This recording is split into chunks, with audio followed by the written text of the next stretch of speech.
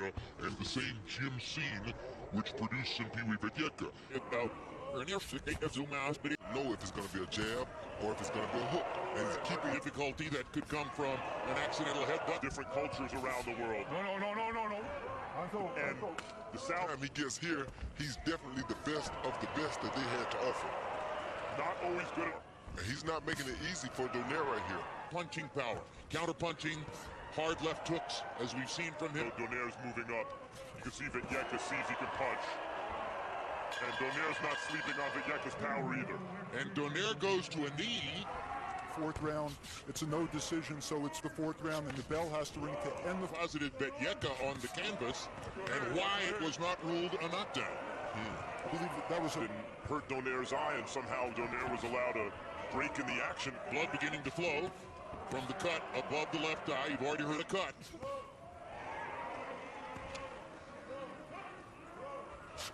Mike Bezel is listed as the Mike Bezel to do what he can to try to stop that bleeding. And that's a tough job that he has right there, Jim. Because Highly unusual, or so we go to the judges' scorecards. There's a good left hook for Donaire. Sneaks in another one. Lands a right hand over the top of, and Donaire has suddenly seized the initiative in the fight. When he wants to, and there's, if it lands, the other guy's going to feel it. If not, Meanwhile, Vetyeka landed a right hand over the top that Donaire was sure to have felt. But now Donaire is backing Vetyeka up, going again to the body with the left hand, and the right cross. a hand like that one right there that's trying to get Vetyeka out of here. oh, good right last time, and maybe he wasn't ready for Rigondeaux. But he's not the dominate and knock the guy out fighter that we see. A new way of fighting for Nonito Donaire after the training camp with his father. Maybe wait to figure that one out. Yeah, I think he's in love with it. Still, he's a seek and destroy guy here. Look at this. Right glove to keep from losing his balance. Max, this is sugary limit. The heavy-handed, explosive punching Donaire in a real tough fight. And last time, like I said, that he was in the ring with ultimately the victory in that fight. So maybe this time he's just saying, well, since it's South Africa. Scoring becomes significant after the end of this round. In case you just joined us, Donaire is bleeding On his power, looking to load up on it, as you both point out, with both hands in this fight.